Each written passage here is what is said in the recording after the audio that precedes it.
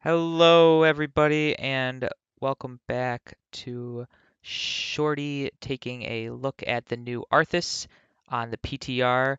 He did receive some buffs as well as a few talent changes, and I'm going to go over the recommended builds or just take a look at some of his changes, and I'll let you know my thoughts. So, we're going to start at level 20 because that's the best way to test out patch changes. And his abilities have pretty much remained the same. Death Coil, you're dealing damage to a target for damage, and if you cast it on yourself, it's going to heal you. Usually it's around double the damage-ish, or, maybe 75%. Howling Blast roots enemies within the target range. Again, nothing's really changed here. Frozen Tempest is still going to be your slow and AoE over time ability. And Frostmourne Hungers is your hero ability. And again, it's going to give you some mana back and do an increased damage as well as reset your basic attack. Um, Nothing's changed there. However, let's take a look at his abilities. So level 1, holy crap, look at this. Block, pretty much you got the enhanced block, so every 5 seconds you get 75% off a basic attack, stores up to 2. Hasn't changed much.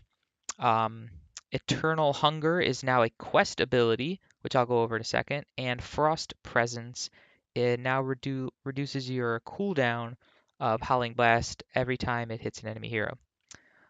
So right now it's at 10 seconds, which I think it used to be a little bit higher. Maybe I'm wrong, but I think it was 12.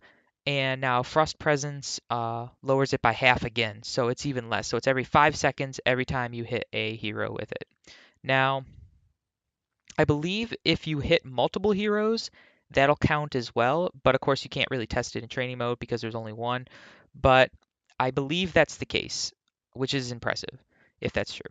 But anyways, Eternal Hunger is now a quest. So every time you use your hero ability, your hero trait on a hero, you'll get an extra 4 mana refunded up to a max of 40. And when you hit 10, which is pretty easy to do, especially in the early game, um, it'll increase the damage by another 25%. So right now it's 100 and it'll be up to 125%. Excellent if you're going to go with a Frostmourne Hunger build, or usually if you're going with the Bruiser or ganking version of Arthas. So if you're a duo warrior, I would recommend this. If you're solo warrior or going to try and solo tank, or you find yourself in QM, um, I don't know.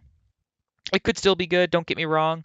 Um, but I really feel like block might be your best, or if you're able to have the peel or something.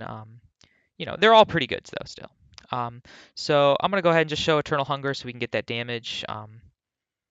And we can't because we can't really test Frost Presence anyway. So level 4, we've got Frozen Waste is basically the same. It reduces the cost by 3 per second. So right now it's 15. So you're looking at 12 per second. It's really good if you have sustainment. Or if you just want to keep it out a lot longer to help with wave clear, it's pretty good. I used to have some mana issues, especially in the early or mid game with Arthas, if you're going to be laning, solo laning that is. But this usually helps with that. I'll look at that in a second. And Biting Cold is now increasing the damage. I believe that's increased. It might have been like 25% or something. Maybe I'm wrong, but it increases the damage by your Tempest. So it's doing 114 damage. So now it'll do an extra 30%, which is really good. So usually people go with like either Frozen Waste or Biting Cold is what used to be. But now we've got Death Lord. So now the Death Coil reduces the cooldown by 2 and increases your range. So if we look at the range right now, um, kind of like a medium short range. And this will lower the cooldown by 2. So now it's going to be every 7 seconds. And it'll increase the range. So if you look, I'm kind of like at my tower right now. And with Death Lord, it is now past the tower a little bit. So we gained about this much. Not too bad, but it'll add up if you're going to go with the new Death Coil builds, which I've seen a couple people running. Um, Level 7 Rune Tap basically hasn't been changed. Every third attack will increase your max health, your heal for max health. It's fantastic, especially if you're going to go with the Frostmourne Hunger talent, I believe, right here. Yeah, Frostmourne Feeds, level 16. Then you've got Immortal Coil.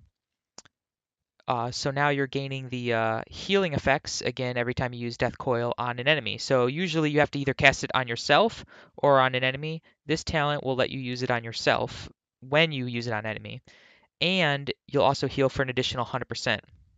So right now it's doing 360. So untalented, you're looking at 360. Let me take some damage here too. Well, so I can show you the regen effects on it as well.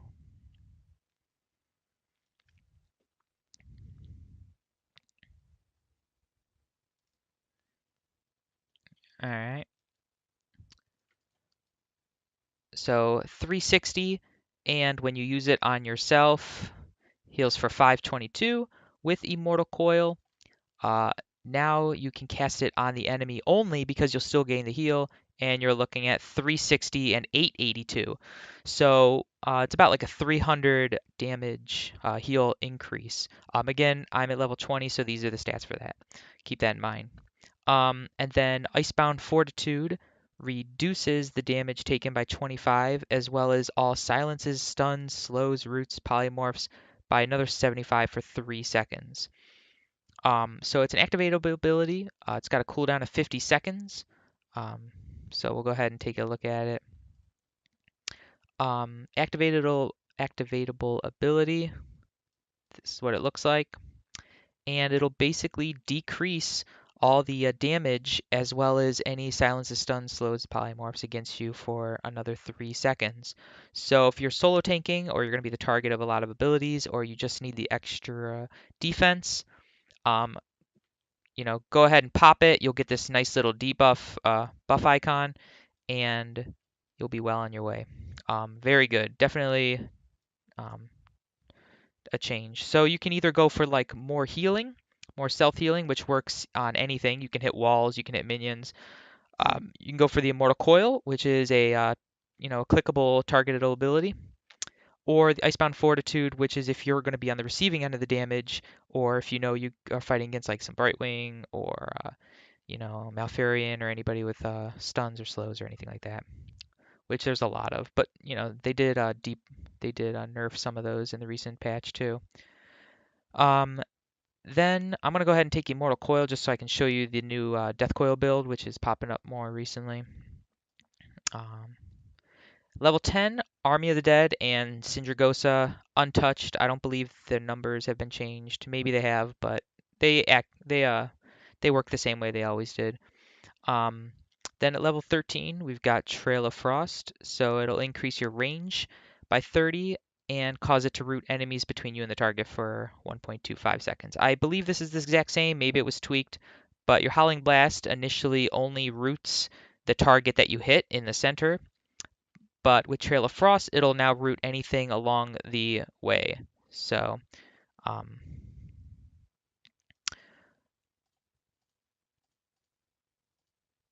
then we got Frost Strike, so it'll reduce the cooldown by 2 seconds on Frostmourne, as well as apply a slow of 40% for 1.5 seconds. So if you're going to go for more of a Frostmourne Hunger builds, this is really good for help catching and keeping up with the enemy or if they are high mobility. As well as, of course, if you are going with the Tempest build as well. So if they've got high auto attack, then I suggest you take Frigid Winds, which will reduce the enemy's attack speed by 8%, stacking up to 40%. Um, so I believe, that takes around, 5 seconds or so, um, and very good for slowing the attack speed on some heroes as well. But Trail of Frost is definitely really good. Frost Strike, they're all very situational. Kind of pick what you want to pick based on your comps. So in this case, I'm just going to go ahead and take it doesn't really matter, Frost Strike. So 16, we got Remorseless Winter. So enemy heroes that remain in Frozen Tempest for 3 seconds or more are going to be rooted, and it can only happen every 10 seconds. So now this works for, I believe this actually is new too. Um, so when you activate your Tempest, it's applying just a slow, But when you choose Remorseless, now just by being in your circle for 3 seconds or more, it'll apply a root as well.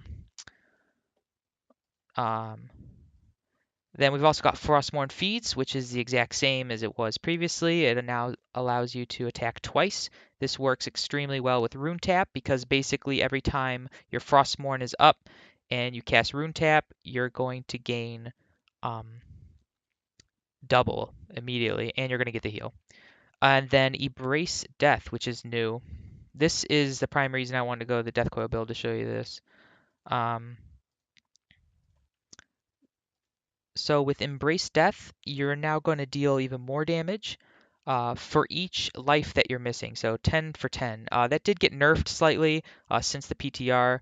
Um, so again, let me show you these damage numbers. Let me take some more damage as well because it's based on percentage of your max health. So if you're taking a bunch of damage and you're lowering the cooldown um,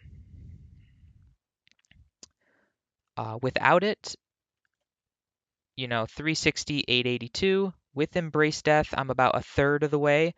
You're now looking at 575 and over 1,000 health back. 1,000. Now, obviously, the more you use it, the less health you're going to get. Um, but holy hell, that's ridiculous. Then at level 20, Legion of Northrend is, I believe, the same. Absolute Zero, I believe, is the same. Death's Advance is new, so you're going to passively increase your movement speed by 10, and it's another activatable ability. And when you activate it, it'll increase the movement speed to 30 for 3 seconds. So it's really good for sticking to targets, making sure you apply your slows, your roots, your death coils, sticking to them, body blocking, or defensively if you're trying to run away. Since Arthas in the past has had real trouble escaping, um, that'll help with that as well. And again, it's on a 50-second cooldown. And then Anti-Magic Shell is another anti-magic ability. So it's another activatable, 60 seconds. It'll reduce the damage taken by 100% for 3 seconds. And then it'll heal you for 25% of the damage that was prevented. So um, essentially, this is a big FU to mages or wombo combos. Um, if you time it right, of course. But because it's got a long cooldown of 60 seconds, but if you're going to be getting attacked, or I don't even know why he's running away, but if you're coming under fire of like damage, you can activate it, and then within the 3 seconds, you heal and prevent all that damage. So pretty cool. So Arthas, I believe they're trying to make him just more efficient. I don't know if he's still necessarily going to be used as a solo warrior, but he's still got the gank potential that he always did. He's still got more sustainment, especially if you go with the Death Coil build, or if you go with the Undead alt. The Frostmourne Hunger build is pretty much the same. You can always still go back with the old Rune Tap. Um, but he just has more choices, and all of his talents are now just as effective instead of before when he was only used for like one or two various builds. Now I'm seeing quite a bit being used, so good for him. So that's my thoughts on the new Arthas and the PTR. Again, this is for May 14th. Who knows what changes will come about next. But I think he's going to rise a little bit. I don't think he'll become super powerful or his win rate will increase a whole lot. Maybe it'll get up to 50%. We'll see. But, here's hoping. So, all right. Thank you all for watching. I appreciate feedback and comments. And I will see you next time. See ya. Damn it, Shorty!